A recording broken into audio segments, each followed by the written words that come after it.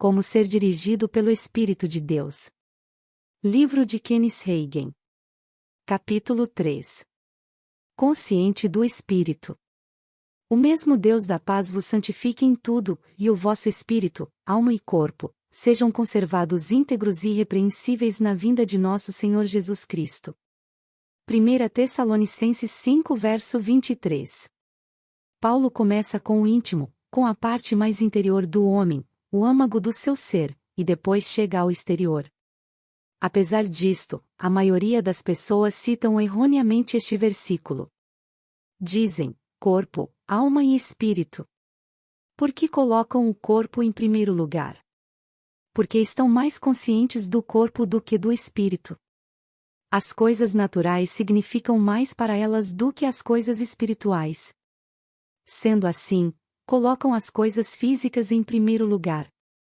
Às vezes, somos mais conscientes, porque vivemos mais na dimensão da mente. Mas o homem é um ser espiritual, precisamos ter consciência do espírito. As coisas espirituais se tornarão mais reais à medida em que nos tornamos mais conscientes do espírito. Se é para sermos guiados pelo Espírito de Deus, visto que sabemos que o Espírito de Deus nos guia mediante o nosso espírito, devemos tornar-nos mais conscientes do espírito, senão sairemos perdendo no assunto inteiro. Coloque o espírito em primeiro lugar. Torne-se mais consciente do espírito. Reconheça que você é um ser espiritual, reconheça que no novo nascimento você se torna uma nova criação, criada por Deus em Cristo Jesus. Isto o ajudará a crescer, espiritualmente. Há muitos anos que comecei a pensar assim, e no início dizia para mim mesmo em voz audível, eu sou um ser espiritual, possuo uma alma. E moro num corpo. Dizer isto me ajudou a tornar-me mais consciente do espírito. Ajudou a minha fé. Porque a fé é do espírito, ou do coração.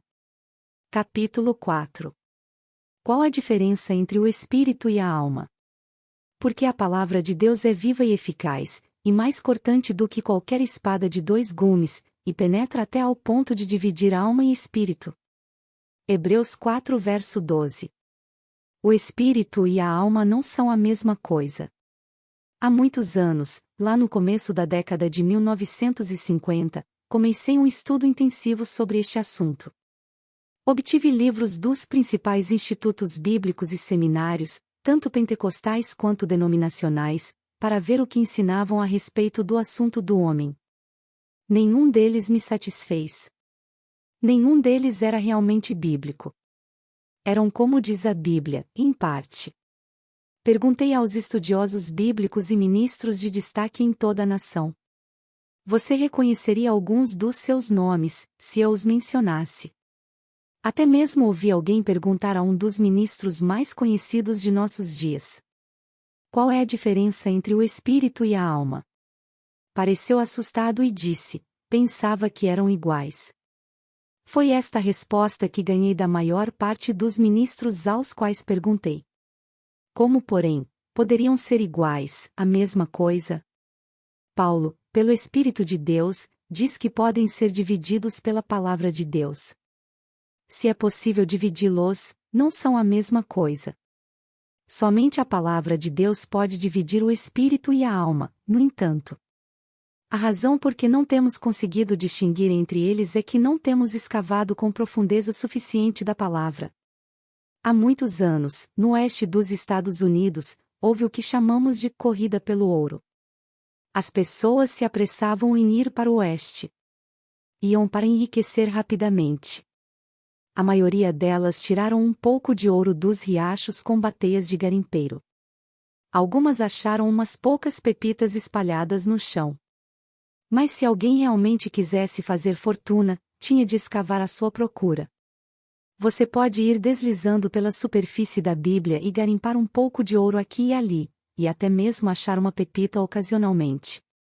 Mas se você realmente deseja descobrir riquezas, precisa escavar nas profundezas da palavra de Deus. Durante 15 anos, estudei cuidadosamente, até altas horas da noite. Se havia alguma coisa que eu desejava saber, era a diferença entre o espírito e a alma. Finalmente, passei pelo seguinte processo de eliminação. fiz o argumento por escrito, da seguinte maneira: com meu corpo entro em contato com o âmbito físico. Isto se aceita sem argumento. Com meu espírito entro em contato com o reino espiritual. Desta maneira, sobrou apenas uma parte de mim para fazer contato com qualquer outro âmbito. Sabia então, que tinha que ser com a minha alma que entrava em contato com o âmbito intelectual. Escrevi, portanto, com a minha alma entro em contato com o âmbito intelectual. O seguinte versículo bíblico me ajudou. Porque, se eu orar em outra língua, o meu espírito ora de fato, mas a minha mente fica infrutífera. 1 Coríntios capítulo 14 verso 14. A tradução amplificada diz: porque, se eu orar em outra língua, o meu espírito, pelo Espírito Santo dentro de mim, ora de fato, mas a minha mente fica infrutífera. Nossa mente, nossa mentalidade humana natural, é uma parte da nossa alma. Note o que Paulo disse: o meu espírito ora de fato, mas a minha mente fica infrutífera. Não disse: quando oro em outra língua, a minha alma ora. Não disse: quando oro em outra língua, oro com meu intelecto, ou com a minha mente. Disse, com efeito, não estou orando com a minha alma quando oro em línguas, estou orando com o meu espírito, com o meu coração, com o íntimo do meu ser. Você se lembra daquilo que Jesus disse? No último dia, o grande dia da festa, levantou-se Jesus e exclamou: se alguém tem sede, venha a mim e beba. Quem crer em mim, como diz a Escritura, do seu interior fluirão rios de água viva. Isso ele disse com respeito ao Espírito que haviam de receber os que nele crescem, pois o Espírito até esse momento não fora dado, porque Jesus não havia sido ainda glorificado. João 7 versos 37 ao 39. Como resultado de receber o Espírito Santo, disse Jesus, do interior fluirão rios de água viva. Outra tradução diz: do íntimo do seu ser. A filha de um ministro do Evangelho Pleno tinha 6 anos de idade quando ela e algumas crianças estavam num grupo, certa noite num reavivamento. Algumas delas ficaram cheias do Espírito Santo e começaram a falar em outras línguas.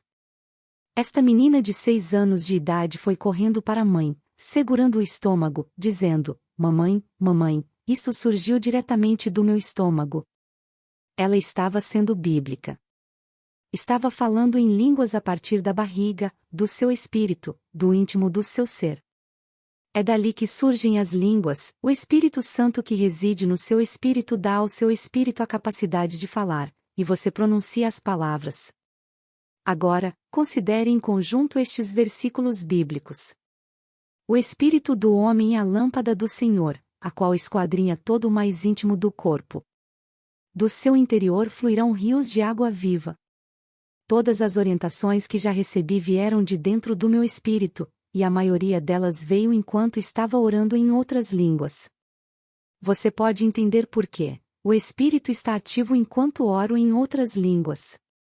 Uma razão por que o mundo eclesiástico, de modo geral, tem fracassado tão miseravelmente, é porque tem praticado uma grande quantidade de um só tipo de oração, a oração com o entendimento, a oração mental. Tem procurado travar batalhas espirituais com capacidades mentais. Já aprendi isto no decurso destes muitos e muitos anos. Em todas as crises da vida, tenho aprendido a olhar para meu espírito dentro de mim. Aprendi a orar noutras línguas. Enquanto estou orando noutras línguas, a orientação surge de dentro de mim. Isto é porque meu espírito está ativo, meu corpo não está ativo, minha mente, minha alma, não está ativa, e é através do meu espírito que Deus vai me guiar. Às vezes, interpreto a minha oração, e através da interpretação recebo luz e orientação, 1 Coríntios 14 verso 13.